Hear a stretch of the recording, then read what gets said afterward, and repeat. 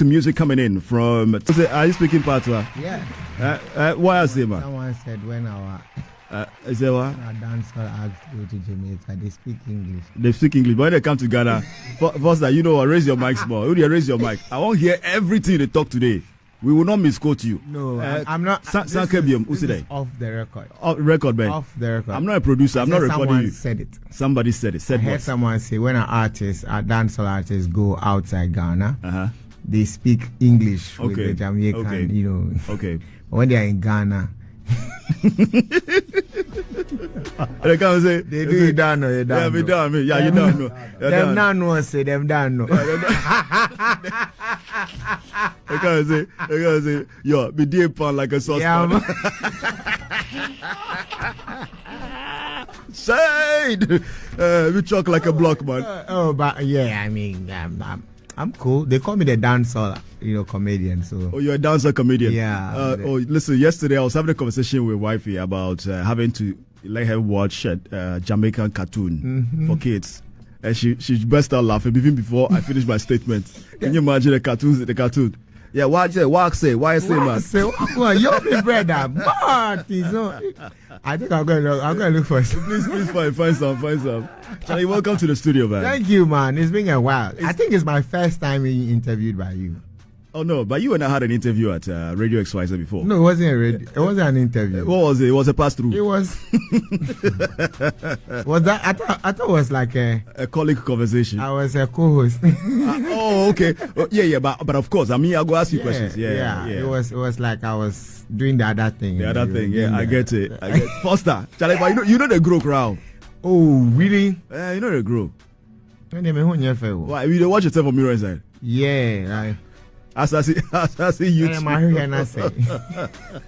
My mirror sport. Charlie, it's been a minute. Yeah. It's been a long minute. Yeah, a long minute. But let's talk about the TGMAs. How far have you dealt with the bashing online?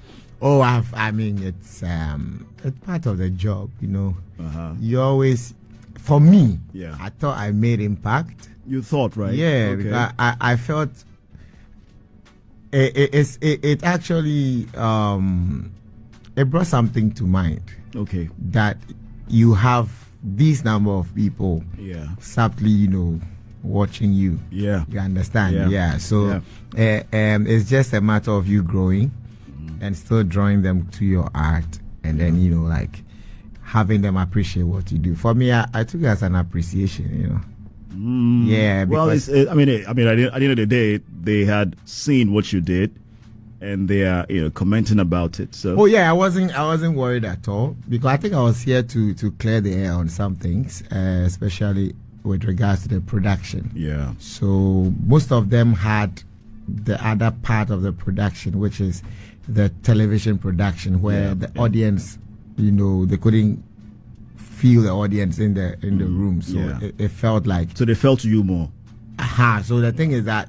You know that thing where you're watching something and there are no reactions, and you're like, is he there alone? What is happening? Like you said. Right. Okay. So you know what? Here's the thing. I was in the auditorium. I was there. So the reactions, they not trickle to the house. Live TV in the house. Exactly. Because some of the things you said had some reactions in the auditorium. Exactly. Now, if this reaction had followed live on TV, it would have been it will complement you nicely. Can't hear the audience, you can't see the audience, so everything hangs so you flat. Can't understand what's going on.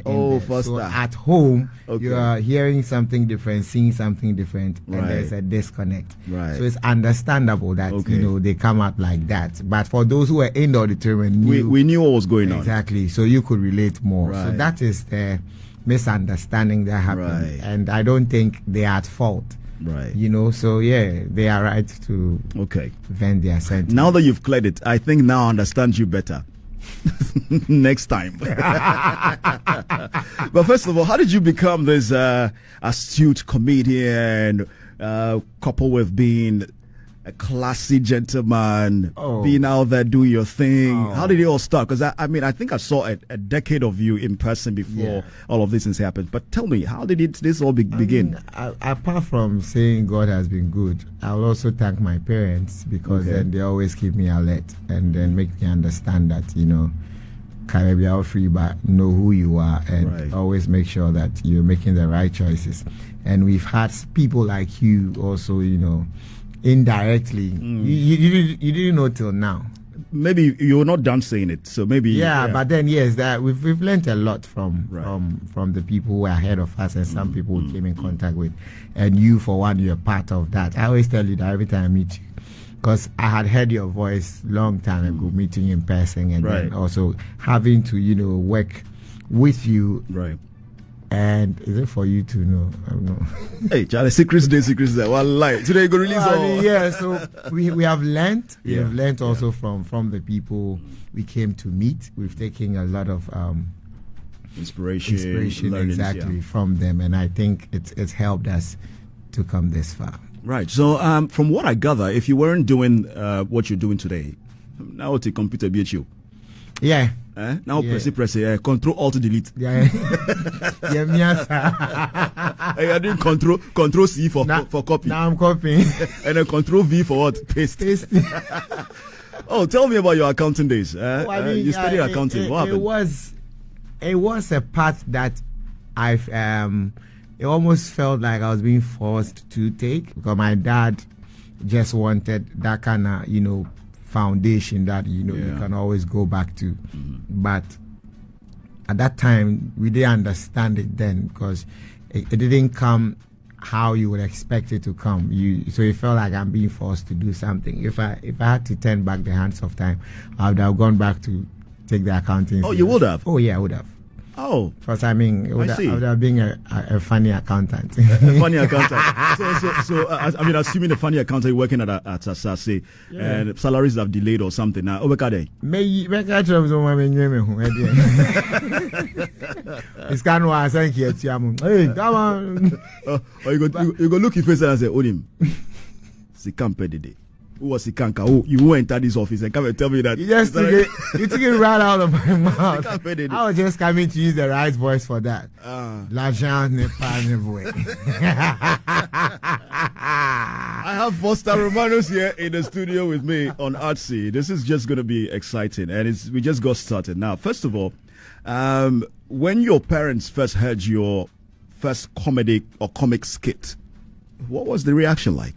For me, it was. I think that was when this whole thing was starting, from Stars of the Future. Right. So I had come home with a form that there's this reality show coming up, and Ken Fiati gave me the form to go and try it out. So I came home with a form that I've been asked to go and try it.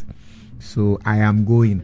Yeah. And my dad was like, "Go and win and come." And I said, "Hey, this audition or two." Go and win and come. Yeah, he jumped the gun already. Yeah. So I just took part, went there, and then I got, I went to the next stage of the whole audition process. Yeah. Till I made it to the final or to the top 10, and eventually coming off at second place. So it was a journey to them, and that was when they got to know that, you know what, I think we should allow him do his thing, because this could be a sign that that's there are greater days ahead. Exactly. For him. So for them, I started with them. Mm-hmm. Yeah. So they seem proud. They are proud. Okay. And it tells when my events are coming up, and they are coming and they have to be part, or they see me on radio, TV talk, etc. Yeah. So for me, I think that now they are one. Have you told any joke that you went home and you wish you could dig a hole and hide in it? Oh yeah. Do you want to tell it again? but even I mean, for me, I get that a lot because of the kind of things I try to talk about. Okay. Yeah. So there are days that I feel, this now I could have said it more differently. You're driving home and you're like, Charlie, I should have said it this way. I should have said it that way. Yeah. So a couple of them, the most,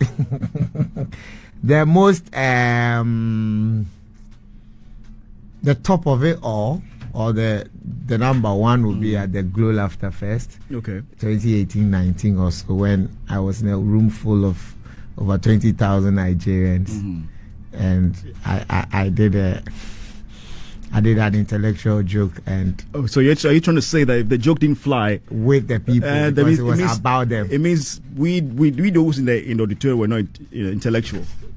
Not like that, but they thought you know how people, just like what happened at the TGM. Yeah, okay. When you try to bring something maybe political or tribal, they feel you're being, you know, you're being disrespectful or you're insulting the particular tribe. So that tribe don't take it well. So this one was about Nigerians, and the Nigerians didn't like it. Maybe when we go off air, I'll tell you what it was. Oh, then I'll come and tell them. No, you don't. Then it means I own it. I don't have to bring it back. But if I tell you, you can't say it.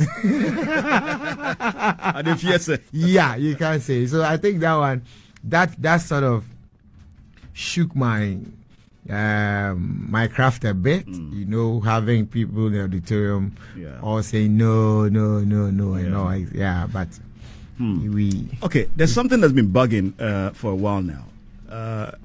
You see, your name, Foster Romanus, has created a lot of controversy, especially the Romanus part, where even for me, I mean, there are times when I see you in person, I'm like, Foster Rom, then I keep quiet. I like that. You like the Rom, and then you keep quiet. No, I like the other one part. You don't say. So I just want to find out from you, is this your real name? Nah, it's not your real name. I got that on stage. Where did it come from? 2010. You were roaming around those places? No, so we had this stage play called, some call it Legon Comedy. Okay. Others also call it, so our title was The Chronicles of the Sagacious. I see. But unfortunately, at the time we did it, we didn't have the numbers come to watch it. Okay. Because we're now starting. So, I mean, to our surprise, the whole video was on people's laptops across Ghana, and we had no idea about it. My character name in that play is Romanus. Which country's name is this? I don't know where that came from, but it was part of the script. And you know what's funny? That was the joke I said was not funny. I said we should take that joke out. My guys were like, no, put it in. So we had to vote. All those in favor that we add this to the script. And they always against you. It was a majority, so I had to accept that, and that actually, you know, sort of turned the whole thing, and then that has brought me here. So in the play, I was a student, one of the smartest students. I'm a born dread. I shocked self. So then the lecturer said we should. The smartest one said his name was Doc. Right. So then he tried to use the abbreviation, or to abbreviate the name, D for this, O for that, C for that. Right, okay. So the lecturer was like, okay, let's all follow suit.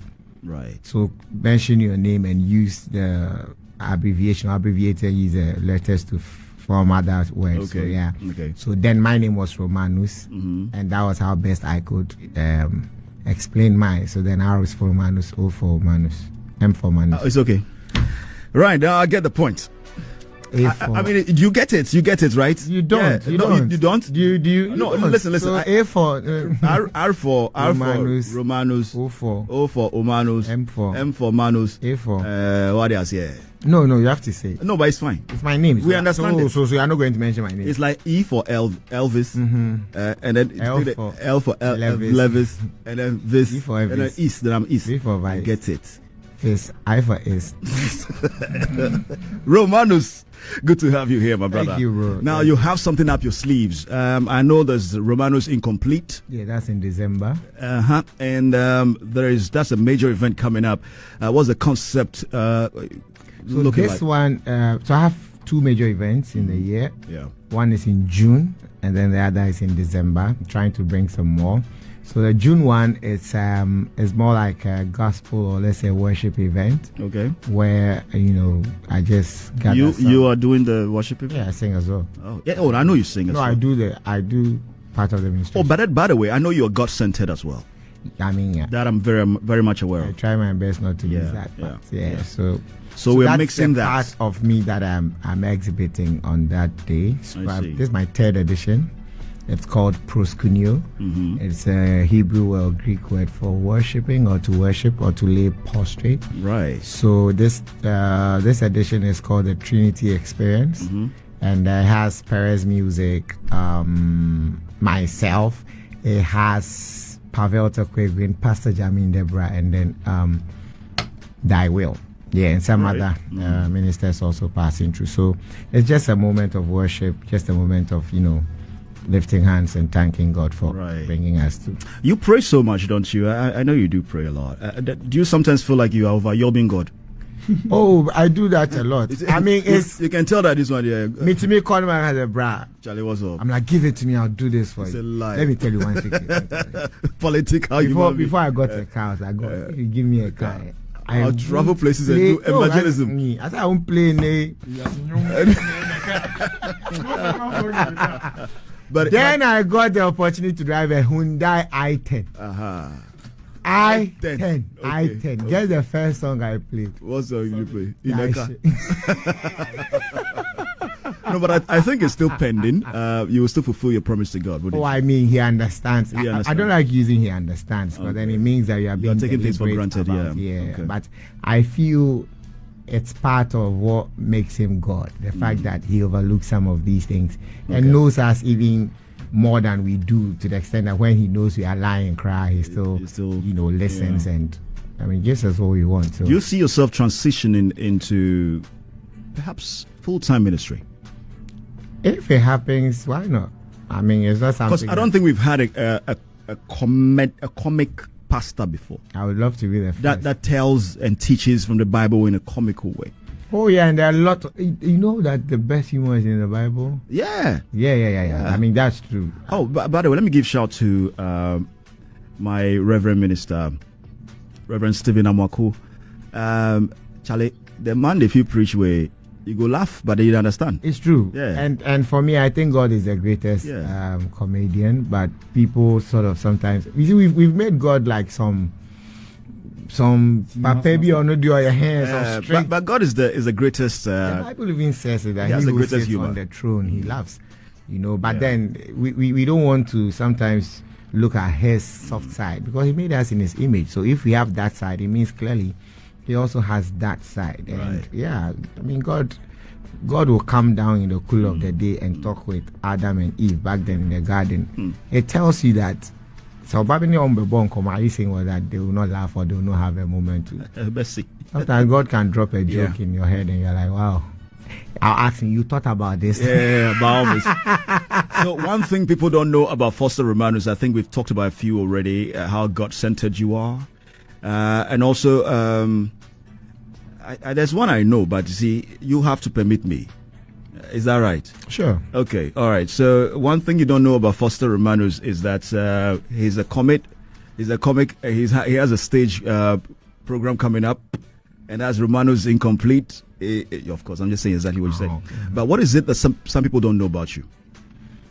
At this point, is there something that people don't do? No, I don't think so. I think I've actually, nowadays, what you see is what you get. I'm as transparent as I can be. It was this side that I even started doing this before comedy, but then it wasn't that known until now. But most people are yet to accept that. Okay. So I think there's everything out there they do know.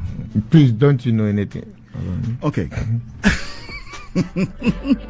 Did God put that one in your head? Anyway, so Foster, thanks so much for coming in. Your event that's going to happen, what date is it? It's on Saturday, a week today. That's next week Saturday. Where is it happening? At the GH schools or GH Media School. GH Media School. Yeah, the forecourt of their mega studio. Okay. It's at 5 p.m. Nice. And the rate, Jesus has paid it all. Oh, Foster, let me clap for you, man. We like free things. Oh, but you must also eat. No, he gave it to us for free. Oh, he did. Yeah. Oh, and what's the song you sing for everyone? Oh, I have my own song that I. Oh, but let me give you a song. He paid the debt. Sing it there. But finish it. But it not be you where the ministry is like.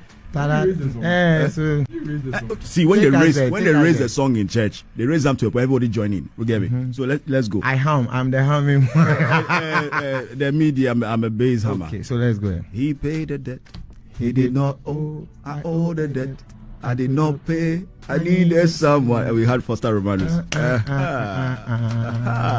So it's a free event. Yeah, Jesus has paid. Oh wow. That's so if you want to support, you can come and support with anything. And what I do is everything I get from that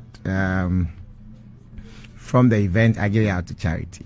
Oh, so nice. It's more like a charitable event that I do.